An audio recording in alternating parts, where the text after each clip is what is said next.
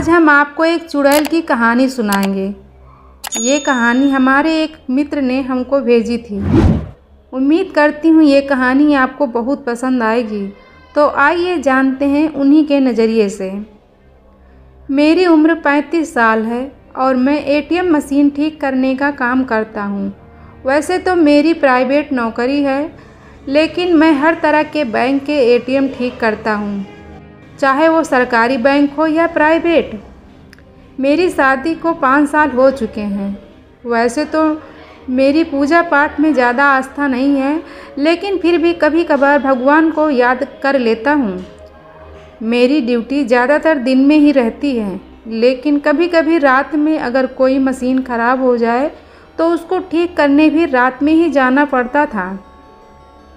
इसी काम के चक्कर में मुझे एक रात अपने सीनियर का फ़ोन आया कि एक मशीन ठीक करने जाना है शहर के बाहर वाले इलाके में।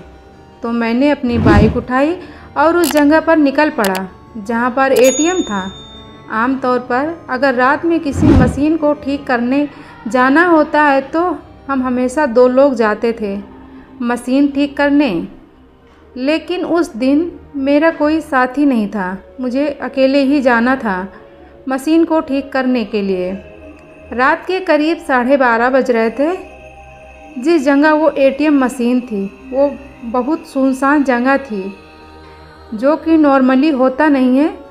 नॉर्मली एटीएम्स ऐसी जगह में होते हैं जहाँ बहुत भीड़ भाड़ होती है, लेकिन वो इलाका बहुत पिछड़ा हुआ था, इसलिए वहाँ ज़्यादा आबादी भी नहीं थी और कई किलोमीटर में वो अकेला एक ही एटीएम था, इसलिए उसको ठीक करना ज़रूरी था। जब मैं उस जगह पहुंचा तो देखा कि एटीएम के पास ही सफ़ेद कपड़ों में एक लड़की खड़ी है। मुझे लगा शायद पैसे निकालने के लिए आई होगी। हालांकि रात के 12:30 बजे कौन लड़की आएगी एटीएम से पैसे निकालने के लिए, ये बात मेरे दिमाग में नहीं आई और मैंने उस पर ज़्यादा ध्यान नहीं दिया। मैं एटीएम के अंदर चला गया मशीन ठीक करने के लिए। जैसे ही अंदर पहुंचा तो देखा वो लड़की भी मेरे पीछे पीछे अंदर आ रही है, लेकिन एटीएम के गार्ड ने उसको अंदर नहीं जाने दिया, तो लड़की बाहर वापस चली गई। मैंने ज़्यादा ध्यान नहीं दिया और मशीन ठीक करने लगा। अचानक मेरी नज़र बाहर गई। बाहर देखते ही मेरे होश उड़ गए। मैंने देखा कि वो सफ़ेद कपड़ों वाली लड़की बाहर खड़ी है और उसके हाथ में एटीएम के गार्ड का कटा हुआ सर है। मेरा दिल धार धार बजने लगा। मेरा दिल ज़ोर ज़ोर से धड़कने लगा। मेरी आंखें फटी की फटी रह गईं। एक बार तो ऐसा लगा कि मैं सपना देख रहा हूँ। हिलने की कोशिश कर रहा था, लेकिन दहशत के मारे हिल भी नहीं पा रहा था। अचानक मेरे मोबाइल की घंटी बजी। मेरे सीनियर का फ़ोन था, तो मेरा ध्यान हटा। उसके बाद मैंने फिर से बाहर देखा तो लड़की वहाँ नहीं थी और गार्ड भी सही सलामत बाहर ही बैठा था। मैंने चैन की सांस ली। मुझे लगा शायद नींद की वजह से मैंने कुछ सपना देख लिया है।